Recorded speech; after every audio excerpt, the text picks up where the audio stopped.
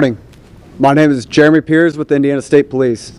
I'd like to thank you all for being here today and for your continued cooperation throughout the course of this trial. I'd also like to extend a special thank you to the Canal Center for allowing us to use their facility today. As we move forward, we remain committed to keeping Abigail Williams and Liberty German at the center of our focus. Their memory has guided us every step of the investigation, and the photo displayed behind us serves as a powerful reminder of why we are here and what this case has always been about. Due to the gag order, it has been some time since we have spoke publicly about this case. Now that the order has been lifted, we are grateful to be here today and speak to all of you. Before we get started, I'd like to introduce to you the speakers: Mike Patty from the families, Carroll County Sheriff Tony Liggett, Indiana State Police Superintendent Doug Carter, and Carroll County Prosecutor Nick McClelland. At the conclusion of their remarks, Prosecutor McClelland will take a limited number of questions, and he has requested that all questions be directed to him. On behalf of those standing behind me here today, and all those who have dedicated countless hours into this investigation, we thank you all for your continued support. I'd like to introduce to you our first speaker, Mike Patty. Thank you, Jeremy. I don't have a nice speech all prepared. It was kind of a last minute thing here, but I really wanted to take the time to send out my appreciation that justice has been served for the girls. I want to thank the jurors. I hope they get a chance to see this, that they took time out of their lives and remained open-minded and objective and was able to look at the information and deliver a verdict. For that, I will always be grateful. The community. This community has embraced our families from day one and continues to lift us up and support us. And again, for that, I'll always be grateful. I want to thank them. The investigative team and the prosecution, thank you for staying steadfast and continuing to work towards this. It's been almost 8 years coming. If I live to make it 80, it'll almost be 10% of my life. It's been spent working on this. And to the judge, I want to thank her as well for her steadfast staying on course, staying on track, and helping us get through this. Thank you very much. Tony.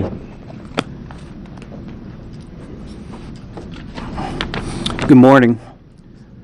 The end of 2016 and the beginning of 2017 completely changed the fabric of Carroll County. We lost 6 beautiful young girls, and all of that happened within a 6-month time span. My office is not a part of the investigation into the Flora fires. That's being headed up by the state police. We would do anything that they would ask for us to do, and I know they're working extremely hard on that case as well. Carroll County is a tight-knit community, about 20,000 people. It used to be a place where people didn't lock their doors. I believe that the verdict and the sentencing will help ease some of that sense of security for the people of Carroll County. The people who live here are very resilient. I think you can see that just in the families, the Germans, the Patties, the Williams. Carroll County is an amazing place to live, to work, to raise your family. I want to thank all of the people of Carroll County and the families for their patience during this investigation. I keep hearing the word closure. People are coming up to me saying, I bet that you're glad that there's finally closure. There will never be any closure in this case. The Germans and the Williams family lost their daughters, their granddaughters, their siblings.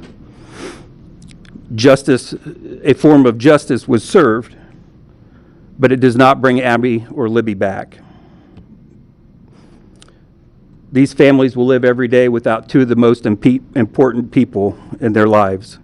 They're missing milestones, because of a low-life coward decided to take their innocent lives. They did not deserve this. Today is not closure. It is just turning the page and starting a new chapter. My heart is and always has been broken for these families. I want them to know that we stand with them, and I want to apologize to them that it took 8 years for us to get to this point. This case was quite the undertaking for the Carroll County Sheriff's Office. There are so many people that put a lot of time in assisting us with bringing it to a conclusion. You see a lot of them right here, and there are many that aren't standing up here. There are so many agencies to thank for standing by our side.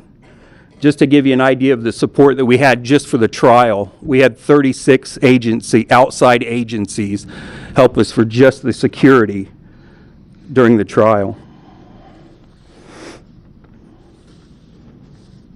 On the afternoon of February 14th, at least that many came to help us investigate this case. Everyone from detectives down to dispatchers to help investigate or just to answer phones. I remember a conversation after we found the girls with Jerry Holman about whether or not we were going to take the case or Indiana State Police were going to take the case. Well, it was not my decision. But I knew we didn't have the resources needed to do this on our own. Holman made a commitment that if we took the case, ISP wouldn't leave us and they would stand by our side and provide any of those resources that we needed, and they did just that. Tobe Lesenby was the sheriff at the time, and he asked ISP to stand with us. I want to thank Doug Carter and the rest of the Indiana State Police for being with us during this time. The reason justice was served today was due to one person, a person that only knows how to give. She has given herself literally for free to this investigation in different ways since about March of 2017. Kathy Shank, while filing, scanning, organizing, found a tip that led us to be here today. Throughout this investigation, especially when things happened during the month, for things that happened during the month of 2017, that was a time when Kathy was not helping us. When she would come across something that she didn't know, she would always bring that to an investigator, and every time that she brought us something and said, "Did you know this?" we knew it, except for the tip that she brought us that got us here today. To borrow a term I believe was started by Becky Patty, a saying that meant enough to me that I had it on a sticker on my computer, in my car, and on my refrigerator at home. The goal was actually to be able to say the words, and they ring true. There is zero doubt that justice has been served, and today is the day. Thank you.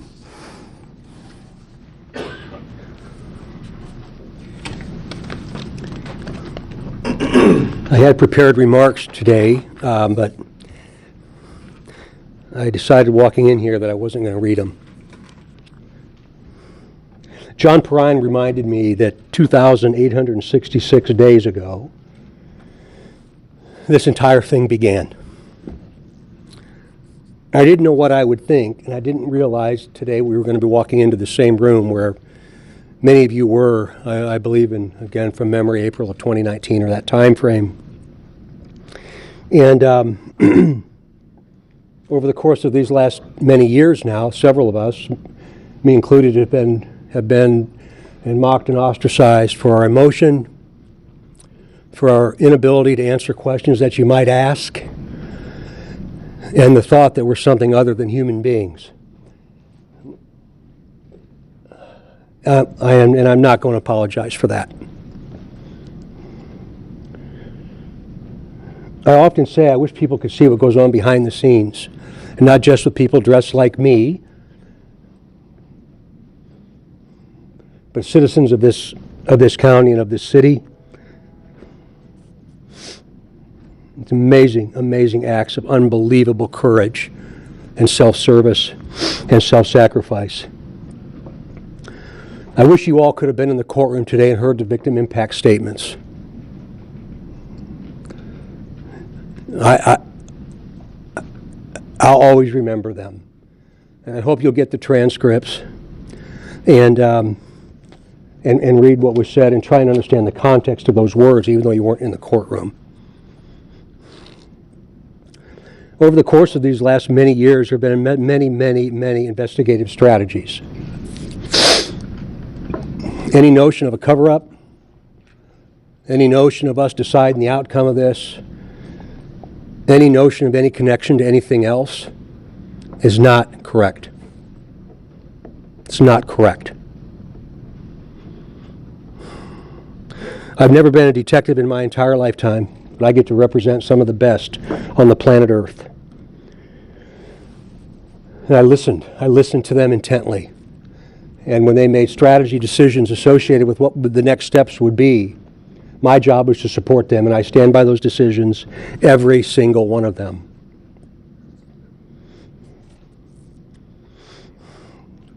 The gag order. We lived by that. We lived by that gag order. The defense did not. And it cost a human life. Anybody that shares those photographs of those two little girls should be held accountable. Whether they're in the public sphere, whether they're emailed to you, whether you found them in a place you didn't want them to see. I hope that if you ever see them, you'll picture your own children as Abby and Libby. I'll never forgive that. I will never, ever forgive that. We lived by the gag order. Documents were released from the defense that drove a public narrative that many of you talked about. And damn it, I wish I could have responded. But I was not going to violate what Judge Gall said. So they were able to get these documents out there and create a public narrative that you and many others, many of you, and many others believed around the globe. Baldwin and Rossi are responsible for that, not this team.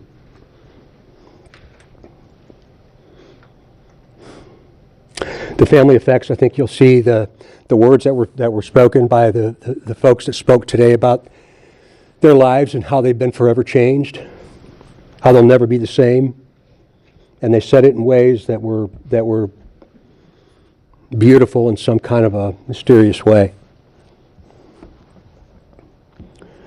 There's an attorney in Indianapolis by the name of Guy Relford. And I heard Guy on the radio after the verdict when a lot of hate mail came, death threats came.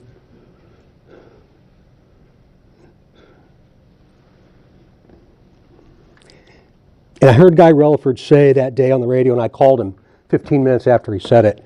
And after 40 years in this business, I never thought about the jury's perspective. But he said the only people that mattered in that courtroom was the jury. And he went on to talk about, he's a very bright attorney, he went on to talk about what they can see that we can't, that you couldn't. They could see the defense, they could see the state, they could see the witnesses, feel the emotion, and they could see Richard Allen. I've never thought about that perspective because we have a singular view most times. You, me, it's human nature. Judge Gall was the keeper of the peace in that courtroom, but the people that mattered were those 12 jurors. And we have a system of justice that allows them to decide the fate of a human being. That's what our founders had established. And that's what they did. I hope you all understand that what you say and how you report matters more than you can ever possibly comprehend. This is an opportunity for us to all learn about what social media is and isn't, what we should do and what we shouldn't, and understand that their words have consequences to other human beings. I appreciated Guy's perspective, and it changed my view of the criminal proceeding. Richard Allen knew.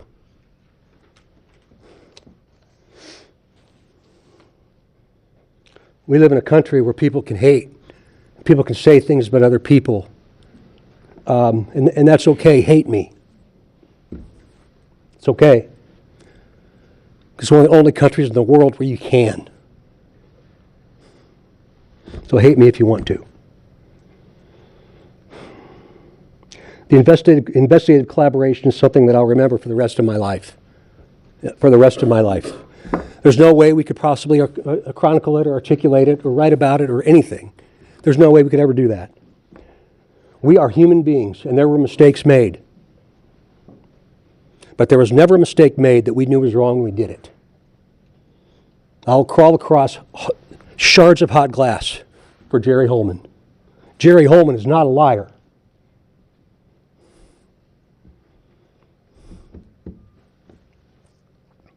Jerry Holman gave the last 8 years of his life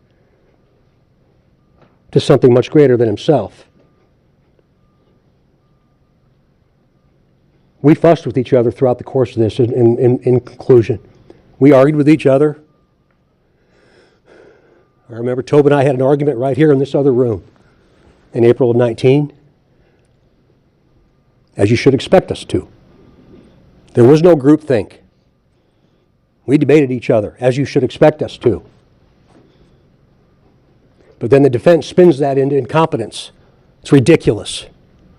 It's ridiculous nonsense for Baldwin and Rozzi to have done that. And finally, most importantly, to the Delphi community and to the family of Abby and Libby. Words cannot possibly explain what we all feel. But what Nick McClellan did and the rest of the team that was associated with this, every single time it was about something other than themselves. It was about this community and that family. And we owe them a debt of gratitude that can never possibly be repaid. How about we start to heal now? How about we hit that reset button and understand that justice in this country was served, and if you don't like justice in this country, go do another one. Let's heal. Tone down the rhetoric. Stop all the politics and all the nonsense and all the conspiracy theories, and understand that we all tried the best we could. That should be the message to us and to our kids and to this most amazing place we call the United States of America. Well done. Thank you all.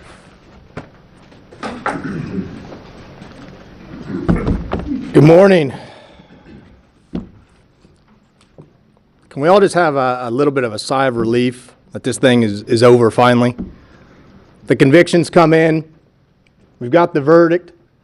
We got the sentence, 130 years in the Department of Corrections. And while I don't think ever this verdict or this conviction will ever bring peace to the family, I hope that they can take this sigh of relief with me to say that this part of the trial is over, that we got the conviction, that we got the sentence that brings justice for Abby and Libby. A few of the things I am going to say are going to echo what Sheriff Liggett said, what Superintendent Carter said, and what Mike Patty said. But I'd be remiss if I didn't thank some people along the way. Law enforcement, Carroll County Sheriff's Department, Indiana State Police, Department of Natural Resources, all the agencies that assisted in this investigation and the prosecution of the defendant, I want to thank. They were attacked by members on the internet for their integrity. They were called corrupt, they were called evil, and they were called liars. And they weathered that storm with professionalism and did what they could to be a shield for the families. Spent countless hours chasing down leaks of crime scene photos, countless hours attempting to scrub the internet of those crime scene photos, and countless hours trying to protect the family as best as they could. And so to them, ISP, Carroll County Sheriff's Department, DNR, the other agencies that assisted, thank you. We would not be here today if it were not for your efforts and your countless hours that you sacrificed away from your family and your friends to give us the evidence that we needed to get the conviction. I want to thank my team, Stacy Diener, James Luttrell. There is no way I could have tried this case without them. We spent countless hours working on this case, away from our families, away from our friends, and no one will understand the heart and the effort that they poured into this. So thank you. I want to thank Kathy Shank. She kept us well fed. She was the grandmother of our office, if you will. She made sure that whatever we needed, she took care of, and she never complained. And without her, we would not be here. Without her countless hours of going over filings, of scanning in documents, of looking at reports, and having the wherewithal to bring this to the attention of Sheriff Liggett, to say, hey, I haven't seen this before. Has anybody followed up with this person? Without her, we would not be here. Without her, we would not have an arrest, a conviction, and a sentence. She was the key part to this investigation. The needle in the haystack, if you will, that brought this investigation to a close to where we could make an arrest. Kathy Shank, I thank you. And finally, the family. The Williams, the Germans, the Patties. Thank all you guys. The support you gave me throughout this. Those times when I said you had to abide by the gag order, that you wanted to respond to the things that were being put out there, the allegations against you, against your family members, that you respected me to the point where you were willing to agree to abide by that gag order for the betterment of the case. The fact that you supported me throughout it, and I know there may be times you doubted, but you endured. And without your help, we wouldn't have got the conviction. And without your victim impact statements and the graceful words that you gave to the court about how this has influenced your lives, we wouldn't have got the sentence that we got. 130 years, maximum sentence on each count. And so I thank you. Finally, I'd be remiss if I didn't thank Abby and Libby themselves. Libby for recording the defendant as he walked across the bridge, having the wherewithal to pull out her phone and record that individual, having the wherewithal to know that something wasn't right. Arguably the biggest piece of evidence that we had, that recording of their killer. And then to Abby for hiding the phone from the killer so that he couldn't take it with him, hiding the phone so that law enforcement could find it and get that piece of evidence that Libby had collected. Without the efforts from those two little girls, we wouldn't be here today. So Abby and Libby, thank you. I want to say we're very happy with the jury's verdict. We're elated with the judge's ruling, or not the judge's ruling, the judge's sentence. The sentence is appropriate. As Judge Gall stated in court, the aggravators outweighed the mitigators, and the heinous nature of this crime deserve a fully executed sentence. I'll end with this. I want to thank the media for keeping this case in the forefront, for keeping the tips coming in for us to investigate. But I will leave you this word of caution. Please, as Superintendent Carter said, the crime scene photos are still out there, and more may be out there in the future. Please, if you receive those, delete those. Don't forward those on. Don't re-victimize the family and the other family members. You can write whatever story you want and report however you want. You do not need those crime scene photos to do so. All it does is re-victimize the families and hurt the reputation of Abby and Libby. So please, if you get those, do not forward those on. If you get any other crime scene photos or autopsy photos or anything, don't forward those on. As Superintendent Carter said, imagine if they were your kids, your grandkids. You can write a story without having those pieces as part of the narrative. So please, do not forward those on.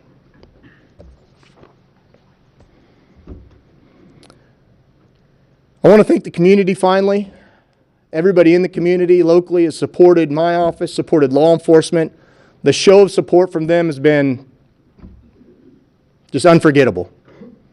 I appreciate everything everyone's done. I appreciate the prayers.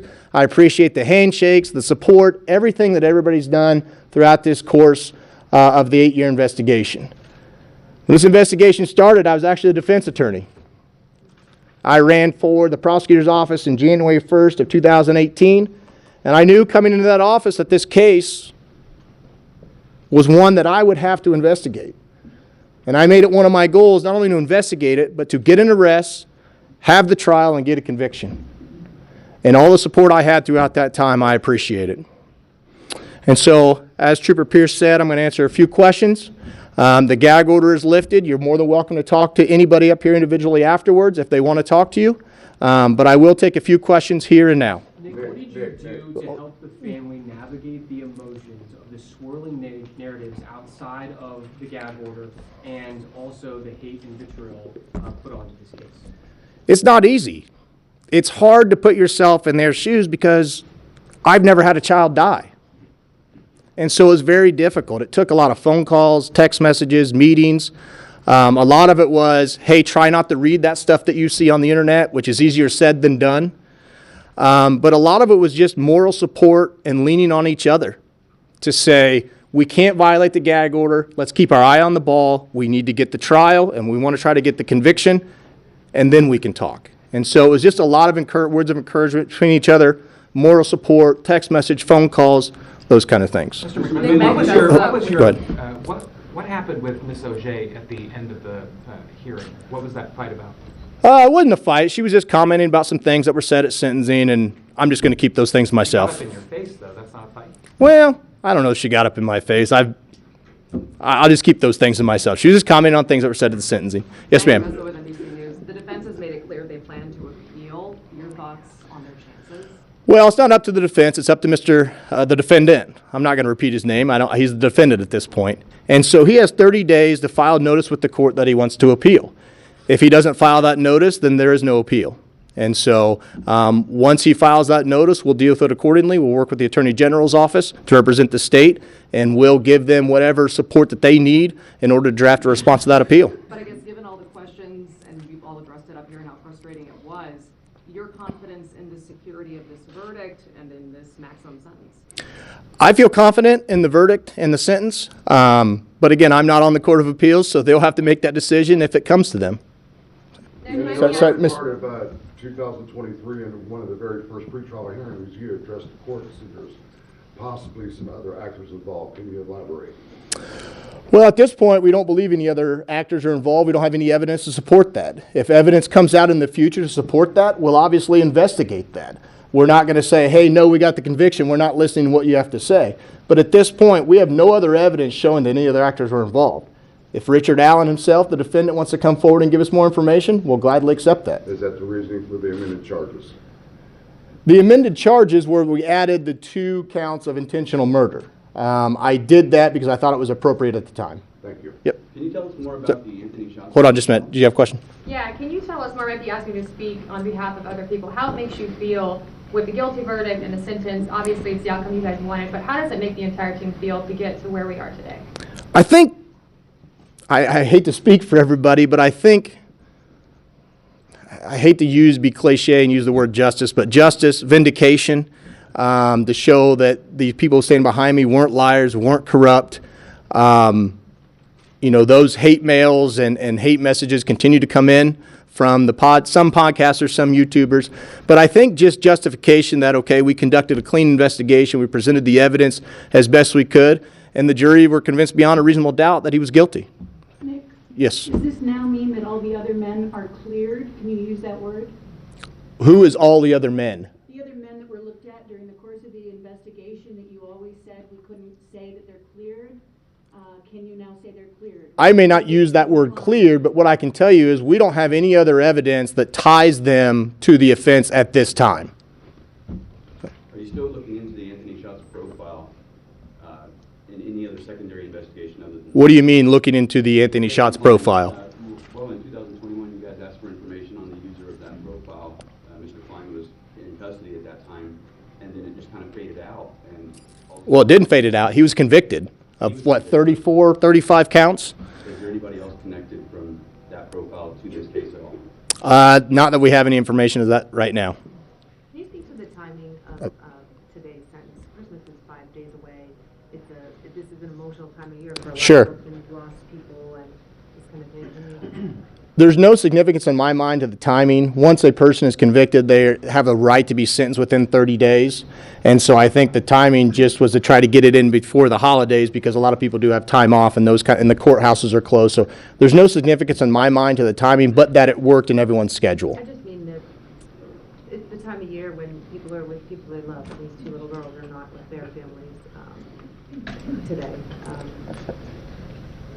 I'm not sure I understand your question, but yeah, regardless of the time of the year, I imagine it's hard for the family to not be with the victims any day, whether it's somebody's birthday or somebody's anniversary, the other holidays we have out throughout the year. Christmas is probably especially difficult. Again, I don't expect this verdict or the sentence to bring peace to the Patties, the Germans, or the Williams. I don't know what at this point could ever bring peace to a family member that loses a child or a parent that loses a child.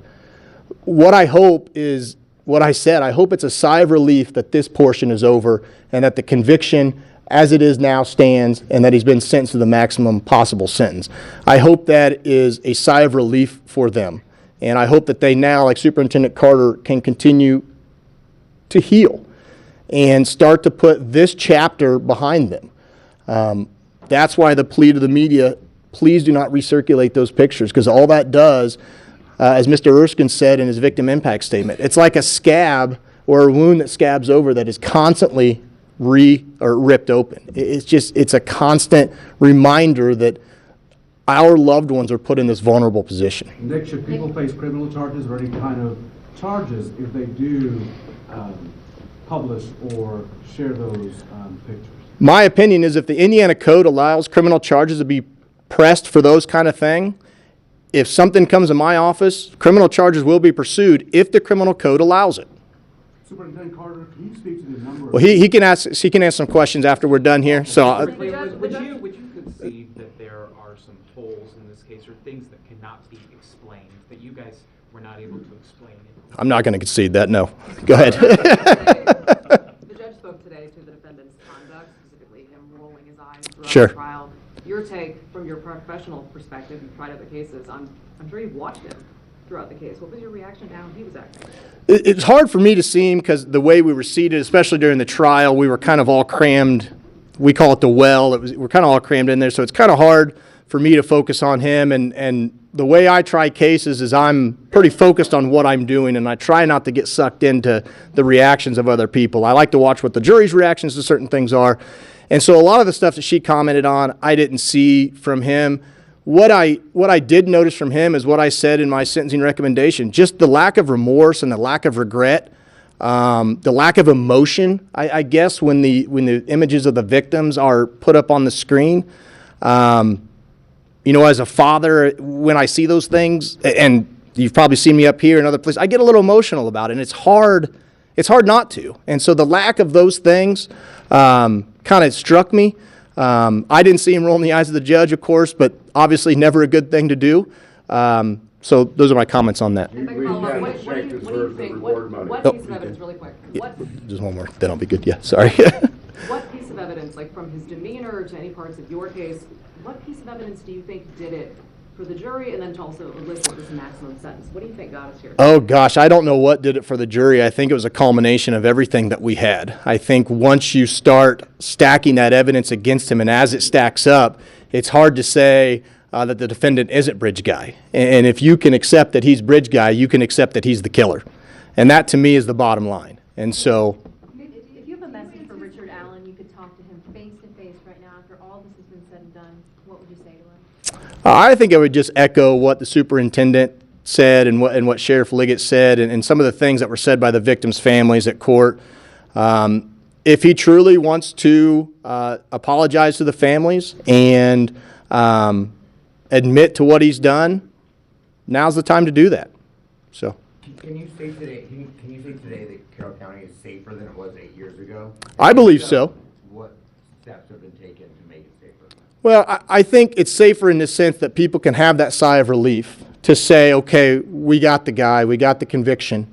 And so I think in that sense, it's safer. I've always thought I was born and raised here in Carroll County.